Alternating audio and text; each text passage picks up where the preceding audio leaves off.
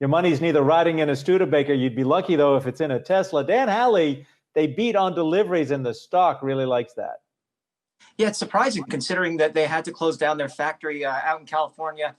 Elon Musk obviously was pushing very hard to get that reopened.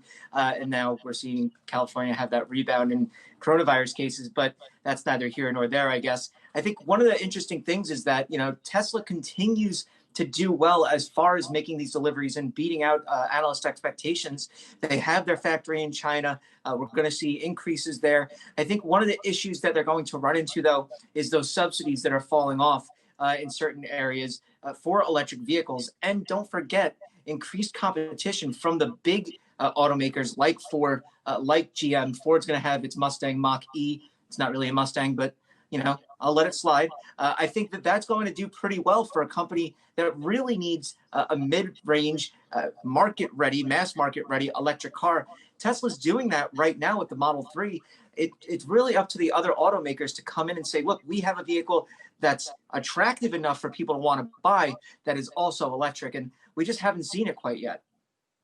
Yeah, I guess I am perplexed by these record numbers, especially because we did see the Fremont factory, and Dan, I think you mentioned the Shanghai Gigafactory having to shut down for bouts of time. And I think this just fuels Elon Musk's narrative, right? He has touted and defied a lot of government officials saying, hey, we should stay open, we're good to go, coronavirus has nothing on us. But at the same time, the numbers are showing, okay, there clearly is demand. We don't know the breakdown by geography or by the exact model. So it's hard to say if a lot of this demand is pent up from abroad or if it's domestically. And I'm not quite sure. I'm here in Los Angeles, California. Of course, I see them kind of left and right here, but the ubiquity still has not really been pervasive, in my opinion, when you look on a national or global scale. So I do feel like there is this demand. I'm perplexed by the results themselves, though, just because even with our previous conversation in the last block, of course, we see a lot of these used car dealerships. We see a lot of these online platforms that have been doing well as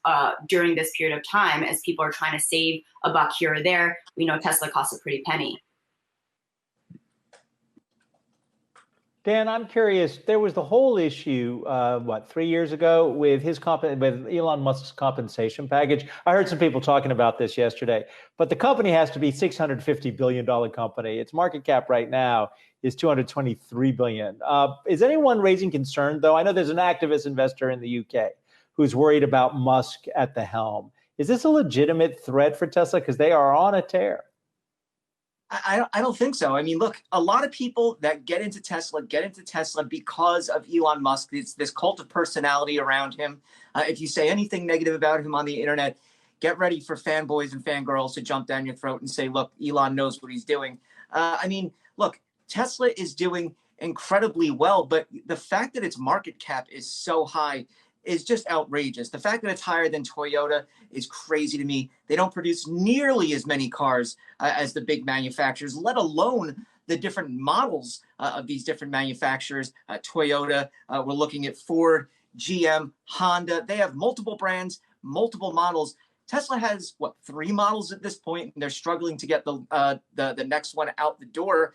I really do want to see what the long-term strategy for Tesla is outside of these deliveries. Yes, 90,000 vehicles, that's a lot, but it's not nearly what the other manufacturers are putting out on the regular, and it won't be there for some time with only 2 gigafactories. Yeah, and Dan, I just want to add, yesterday we saw Elon Musk was hanging out with Kanye West. We have seen this sort of resurgence of the cult of personality founder and executive, and we saw that gap surged the most in 30 years, 35 years after that announcement of striking that deal with Kanye West. So just thinking about a lot of the haters out there and a lot of the cynics who say there's only so much that the power of a person can actually bring to the business. But I think Tesla is actually one of those businesses where perhaps that's the only thing driving it. So Adam, to your earlier question, I think a lot of the bros who are buying these cars, who do have that, fanatic obsession with Elon Musk, they would probably want to pay him more. So you can see that argument either way.